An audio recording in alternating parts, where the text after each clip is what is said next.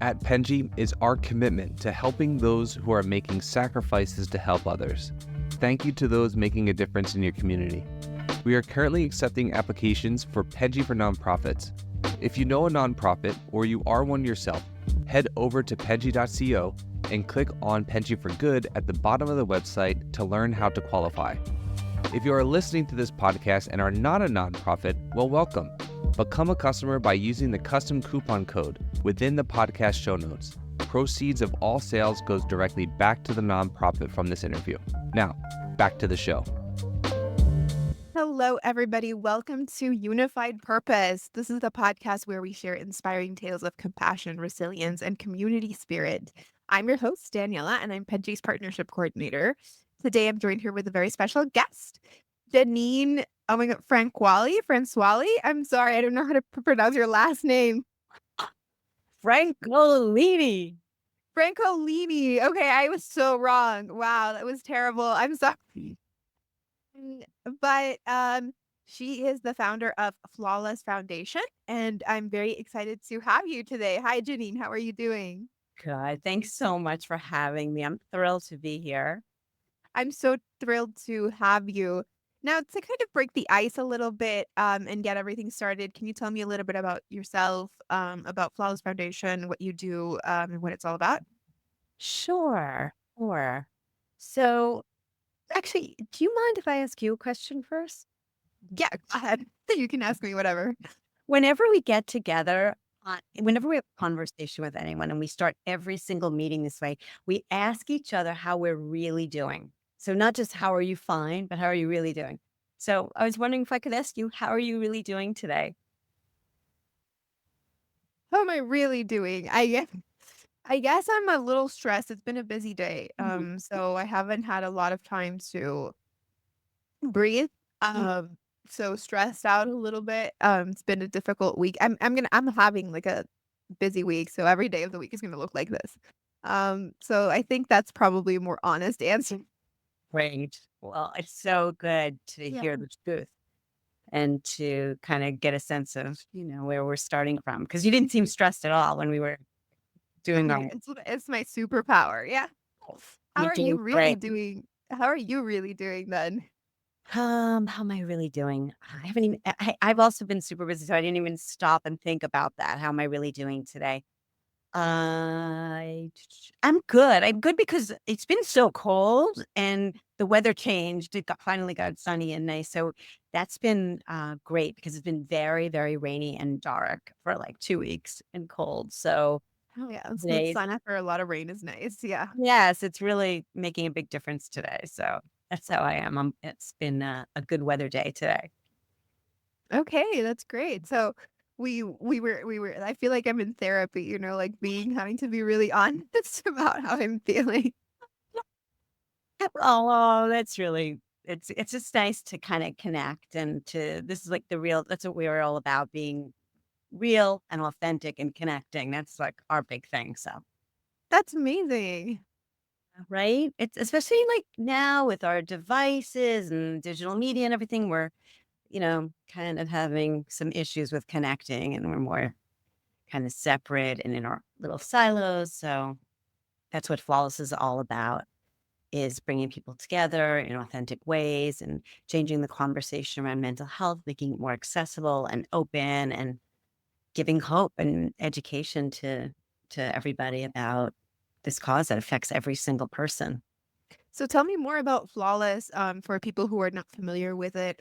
What is the purpose of this foundation? I know that you guys are all about mental health, but can you tell us a little bit more about the type of mental health and all these things that you focus on?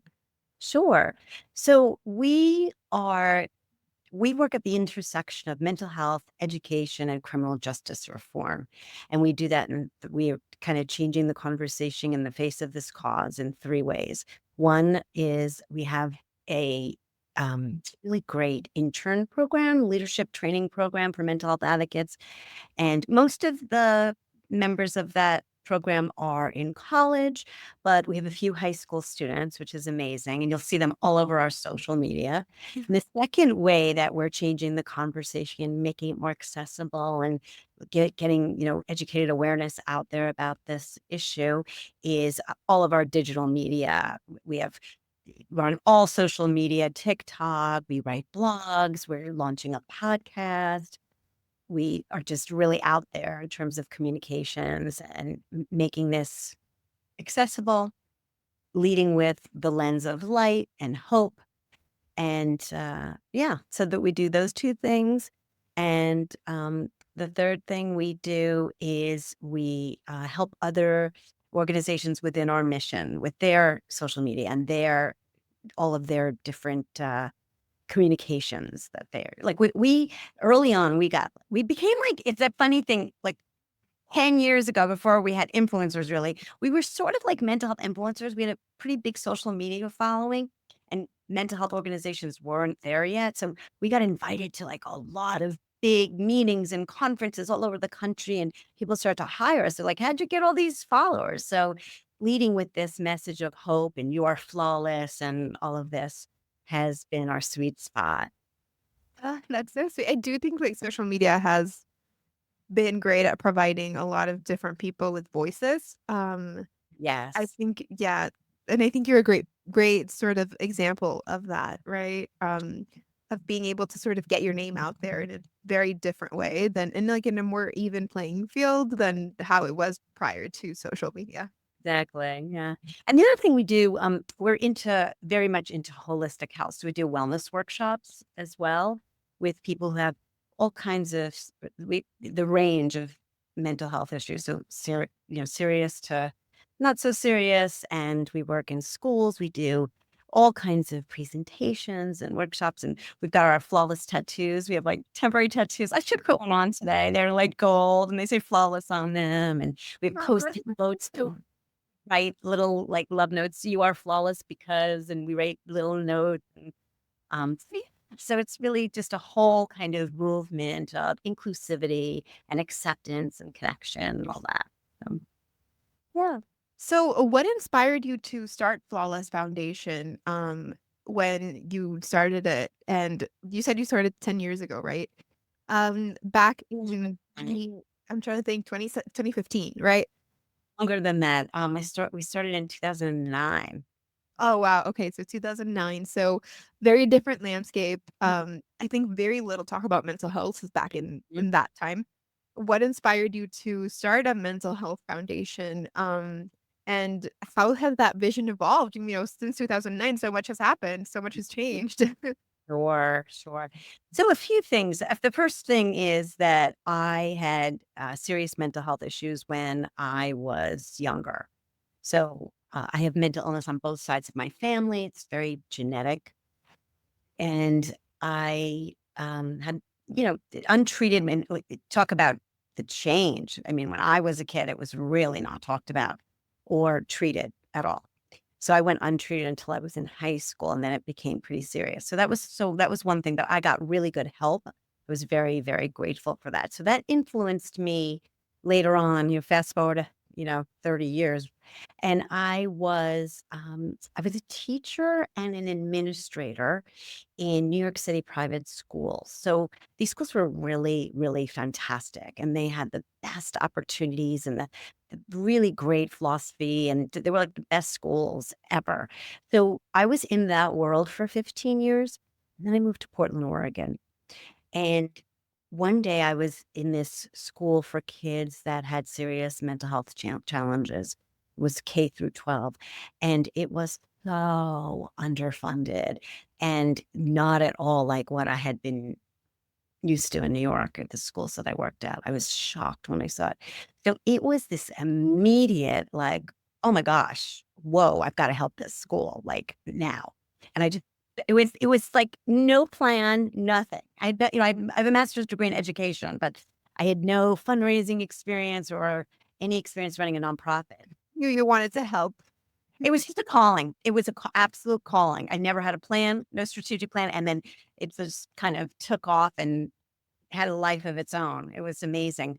I had just called some friends of mine. I just moved to Portland, so I called some friends in New York. I said, "Oh, this school has no materials. They have couches with ripped pillows. There are police officers. They're like, it's so awful. Please just like clean out your kids' rooms and send me some stuff so I can give it to them." So that's how it started. And then boom, boom, boom. And very early on, Al Roker did an endorsement for us on video, like very early on. So that helped us get, out there. And it just took off. It was incredible. It's been it was so much luck just poured on us from the beginning. That's amazing. Like my mom always says that if something is meant for you, things are gonna sort of pave the way themselves. So I So think that's kind of what happened to you because my mom would always tell me like, if this thing that you want so much is for you, like don't worry, like whatever blocks you feel like are yeah, happening right now, you will figure it out some way. so true. Yeah. And it feels like that with you. But I'm really just curious about how you were able to advocate for mental health back then versus now. I feel like the Mm, mental health conversation, mental illness, trauma, all of these things, that's a conversation that's a lot more prevalent nowadays. We've become somewhat more tolerant, not entirely, I think maybe not all that understanding, but we're certainly in a place where we're a lot more aware of this and we try to work on it than back in 2009 when this whole thing started. So I just wonder, like, how was that experience of trying to advocate for something that was, I think, very rare at the time and maybe like a bit of a taboo subject? mhm. Yes, it was for sure. And the funding wasn't there at all. Mental health is very much underfunded. It's not on the radar. uh, compared to other causes. So that was a big issue, how underfunded it was and how many people weren't fundraising for mental health. So that was really tricky and interesting. But I have to say, I think that again, we just landed it on this kind of philosophy that we had. Like it was flawless, like you're perfect. And our tagline is seeing the perfection in every person. So it's, like I said, leading through the lens of light and love and looking at someone's strengths. So we really kind of led with that messaging, which was very accessible and people were intrigued and interested. So I just had I had this way of talking about it that made it very comfortable for people. And we had a ton of young people involved. And we did a lot of social things in the beginning, a lot of parties and really fun fundraising things if you wanted to come to our event. So that kind of made the cause fun and something people were intrigued by and wanted to get involved with. So that's kind of how we did it in the beginning. And again, like you said, it has changed dramatically. It's really much, much, much better. And 15 years later. Yeah, I mean, definitely there's been a lot of changes. I was super young in 2009, so I don't like I just remember the conversation about mental health was really different back then. As a child, I don't remember like all of the stuff that I had access to regarding mental health would be like mostly just like very like extreme cases. I think I would only learn about like, oh, like she has like terrible schizophrenia where she cannot even walk out on the street because she's like having these weird panic attacks and stuff like super crazy.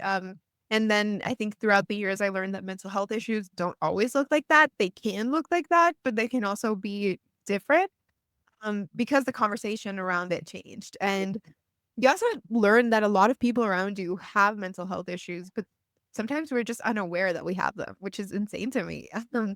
How many people don't even know that they're walking around with trauma or mental illness and they're just trying to make it through their day. Yeah. It's like so common. Once you start talking about it, everybody tells you, "Oh, my sister or I had this." Oh, you just hear so many stories. It's really, really common. Which, like I said, it affects every single person in some way. Either you have something or someone you know. Yeah. Well, I wanted to ask you this question. I hope that it's not too invasive, but I saw this video of this woman who she was kind of like an advocate for human trafficking. So she had been a victim of human trafficking herself, Mhm. which is, I mean, that's a really serious topic. You're already talking about something that's very heavy just from the get. And she kind of like spoke about all of the mental health issues that she had to deal with because of being a victim of human trafficking and the trauma that she had and like how she was trying to help other victims of human trafficking to get out of those situations. Sure. And she said that it was really difficult for her to sort of have boundaries because she would always have girls calling her in the middle of the night saying like, "Oh, like I need help." And it would always be urgent, and they were always needing money and help for like running away from like these Mm. crazy situations. And she was always trying to help because she felt like she needed to, but she was also spreading herself so thin that, she was having financial problems. She was just struggling so much, and she had to sort of start to set boundaries, which I think is a very common problem that happens when you're doing something like this because you wanna help everyone, but Mhm. you can't help them, obviously, and I wonder how that experience has been for you of learning if you have to set those boundaries. What have you guys in Flawless Foundation been doing to sort of make that process a little bit easier? I don't know if my question makes sense. It's just I feel like that happens a lot, and I wonder how you sort of navigated that situation. Or I mean, it's a great question. So I don't know how I learned this. I just had this big picture from the beginning and knew that if I took care of myself or we all took care of ourselves, we'd be able to impact more people. I just kind of understood that from the beginning. And I had something incredible happen once. This is a very poignant and kind of heartbreaking story. I was working, it was early on, I was at that school and I was doing an art workshop with some kids. And this wonderful boy who I'd really gotten to know, he was about 10 years old. It was just so lovely. He said to me, Miss Jean, did you see I'm in the newspaper. I'm in the newspaper. I thought, really? I said, yes, I'm up for adoption. They would put kids that were their picture in the newspaper. Yeah. So That's horrible. I don't know. interesting. Um, so I mean, it worked. He got adopted, but he said, would you adopt me? And I like almost fell off my chair. I think the teacher that was with me was a man. I remember he filled up with tears and I was like, I was about to just cry, but I don't know what I said. I don't exactly know what I said. I was like, oh, I'm your friend. I'm your teacher. I'm always here for you. I got through it. And then I went home. I was like, I have to adopt this kid. I was like really thinking about it. And I talked to my husband. I was really thinking about adopting him. And I went to the principal of the school and he said to me, you can adopt this kid. He goes, but I want to tell you a few things. Number one, you have to not do Flawless Foundation. You can't travel all around the country like this because you're going to need to really be home with this kid. And he's had so much abuse and been in so many different homes. You have to be home. And he's like, so you have a choice. You can either help this one kid or you can, which is great, or you can impact, thousands of kids. And so that really helped me so every time I have to say no and set a boundary, I always think of that, how many more people I can impact if I set that boundary. That's so sweet. That's actually a great way to put it because I think it's so hard when you have it in your face and you have to be like, no. I think Hard. it would be really hard for me. It's so hard. I mean, I remember I had people sometimes, reaching out to me and I asking for help and I had to say no. I mean, I would just send them to, I always had resources and places to send them, but there have been times I've had to say, don't please, people would give out my phone number, just exactly what you're talking about. And I had to say to my friends, please don't do that. So it's never easy to set a boundary and to learn how to say no. It's not. But the more you do it and the more you practice it, the better you get at it. I think because like the difference between having just a normal job is that it's easy for you to set a boundary when you can just say like, well, like my day ended. I can email this to her tomorrow and the company's not going to end. And it's easier when you're thinking of it from the perspective of business because you feel like it's not a person. Right. But if it's an actual person who's going through something and they need your help and you have to say no, I think it's a lot more personal for you to be like, yeah, my day's over. My job's done. No. Mhm. Yeah, that's how I feel about it. So that's why I like to ask people that question because I think it would be really hard for me if I was working in any kind of like actively advocating something for something, having to sort of have those boundaries. But I do understand the concept of sort of putting your mask on before you do it on the other person, right? Exactly. Yeah. Having your toolkit ready to go. Like, it's not like when I Yeah. say I don't have resources for people, I do. I have everything ready to go, but it's being prepared. Great question. Sorry, I sneezed. Um, but no, yeah, it totally makes sense. Now I also wanted to ask you about you guys emphasize the phrase seeing the perfection in every person, right? Mhm. Mhm. Um this philosophy, how do you actually translate it into the actionable programs or initiatives that you're doing at Flawless Foundation to help people? It it's like a lifestyle. It's a philosophy. It's a practice. We just, like I said, we look through the lens of light and love and strength. So instead of, someone's diagnosis or their behavior that might be out of what people are used to, if looking at their strength, looking at their smile, looking at their light, and meeting them there. So I mean, I That's have a very interesting. Yeah. uh, Oh, sorry. sorry for interrupting you. Go ahead. Well, I have a big story. I have an anecdote of how we actually did that once. If you want to hear it, it's like Yes, yes, go ahead. we did this training once with this doctor in New York City, and there were like, I don't know, 100 people in the room, maybe. I forget how many people were there. But this woman found out about the workshop because it was advertised all over the place. And she came in like with I think she had like a supermarket cart with her, and she was interrupting the doctor a lot. And um, I wasn't sure if she had a place to live or anything. She was just, definitely not. We had doctors in the room and teachers and parents, and I was like, where'd she come from? It was like, and the doctor handled it really well, or a mental health organization. It all like, was whatever. We all had our, we're being inclusive and understanding, even though she was taking the conversation off track a bunch of times. And the second day of the training, at the end of the training, she came up to me with these beautiful candles from like Anthropologies, like gorgeous candles. And I was like, "Oh, this is so." I don't think, I think she was like unsheltered, like didn't have shelter, definitely had mental. And I was like, wow. And we have these candles come. She told me she went dumpster diving and found these candles for me. I mean, it was, it was like she made the training, like, and, and I was able to give one to the doctor. And so I made a big deal out of it. Like, I announced it to everyone. I said, oh, Diane, whatever her name was, just gave us these candles. So thank you, Diane. Like, I just included her, and the whole, people knew who she was. And at the end of the day, she gave such a gift to all of us and brought so much light. Sweet. Yeah, and it's like from a place where you don't expect it to come from, right? Like it's like, how did you go buy this there? Um, Right, and not judging, trying not yeah, to judge or to be like, "Oh, yeah. you know."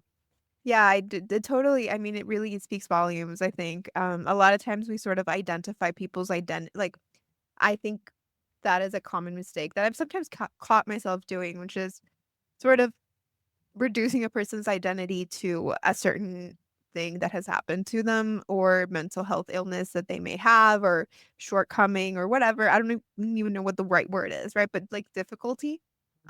When I think that a person is so much more than just that diagnosis that they might have had.